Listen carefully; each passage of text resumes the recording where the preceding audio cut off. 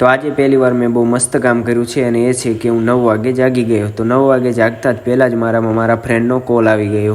તો હવે આપણે નીકળવું પડશે ખેતર માટે. તો બાઇક ચાલુ કરીને આપણે નીકળી ગયા ખેતર માટે. તો અહીંયા મને મારા બે ફ્રેન્ડ મળી ગયા.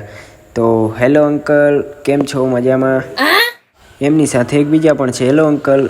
એમને તો થોડોક એટીટ્યૂડ હતો, કોઈ વાંધો નહીં. તો આપણે નીકળી ગયા છીએ. તો આ મારું ખેતર છે, તમે જોઈ શકો છો. આનું લોકેશન બહુ જોરદાર છે.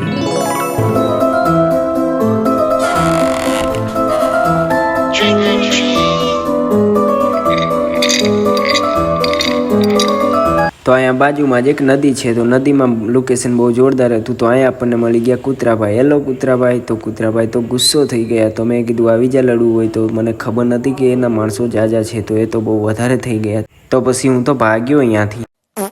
તો ચાલતા ચાલતા મને વિચાર માંડ્યો આવા કે આજે કંઈક કરવું છે. કેમ કે આમને તો લોકો સુવા દે છે, આમને તો કોઈ જગાડતું નથી, પણ આપણે તો જિંદગીમાં ધૂળ પડી છે, આપણને તો કોઈ સુવા પણ નથી દેતું. યાર શું કરું? તો મારો વિચાર આવ્યો કે લાવને મંદિરે જઈ આવું.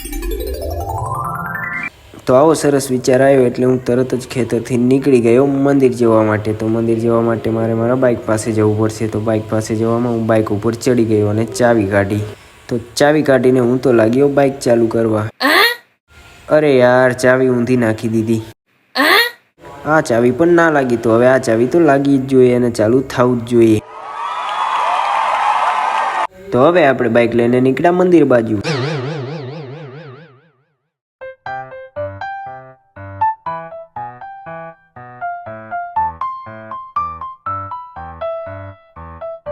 તો બાઇક ચલાવતા ચલાવતા એવું થયું કે શું હું વિક્રમ જેવો લાગુ છું? લાઈને જોઈ લઉં. તો હું જોવા લાગ્યો.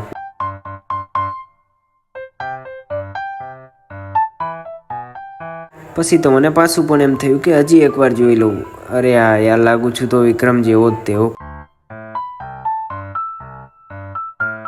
તો અહીંયા આપણે મંદિરે પહોંચી ગયા, પણ મંદિરમાં કેમેરો અલાઉડ નથી. તો હું દર્શન કરી આવું. મારે કેમેરો બંધ કરવો પડશે, એના માટે સોરી. તો તમારે બહારથી જ દર્શન કરવા પડશે.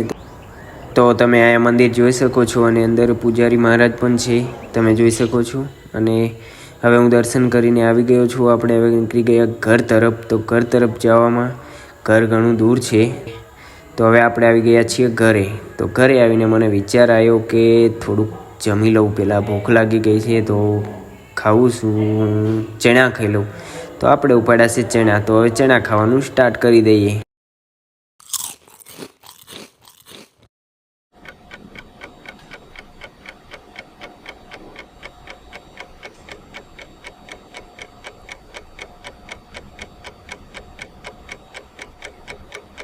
તો ચણા ખાવાની બહુ મજા આવી ગઈ. ચણા તો બહુ મીઠા હતા, પણ એમાં થોડુંક પાણી પણ છે. તો આપણે એ પાણી પણ પી જઈશું, કેમ કે ચણાનું પાણી પણ બહુ સરસ આવે. તો પાણી પીતા પીતા મને વિચાર આવ્યો કે બહાર ઝાડવાને પણ પાણી પાવું જોઈએ આપણે. તો હું બહાર નીકળી ગયો પાણી પાવા માટે. તો મેં ઝાડવાને પણ પાણી પી દીધું.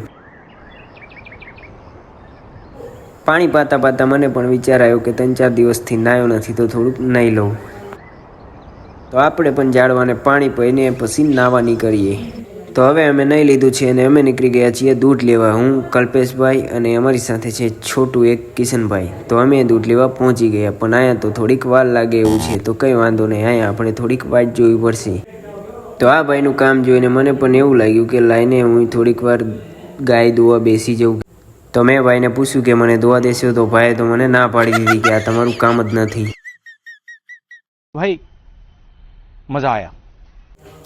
તો હવે ભાઈ ગાય દોઈ લીધી છે અને હવે દૂધ લઈને અંદર જાય છે. પછી આપણને થોડીક વારમાં દૂધ મળી જશે. ત્યાં સુધી તમે નાના નાના વાછરડાને જોઈ શકો છો, બહુ મસ્ત કાના છે. અને એની સાથે આ કોણ છે?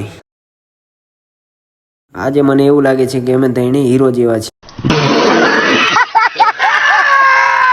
તમને નથી લાગતું? તો કોઈ વાંધો નહીં. તો હવે અમે દૂધ લઈને નીકળી ગયા છીએ ઘર તરફ. તો ઘર તરફ જતાં જતાં અમને વચ્ચે એક કૂતરાભાઈ મળે છે. કૂતરાભાઈ, તમારે પીવું છે દૂધ? ના પાડે છે. તો સામેથી વહી ગયા.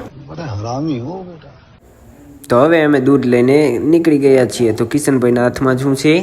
દૂધ છે.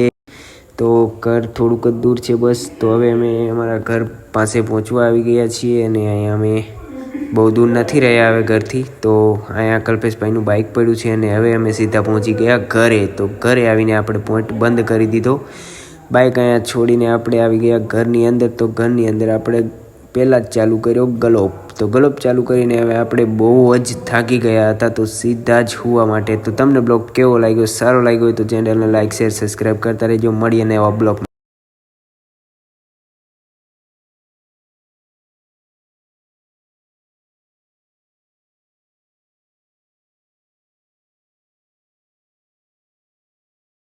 મળીએ નવા બ્લોગમાં.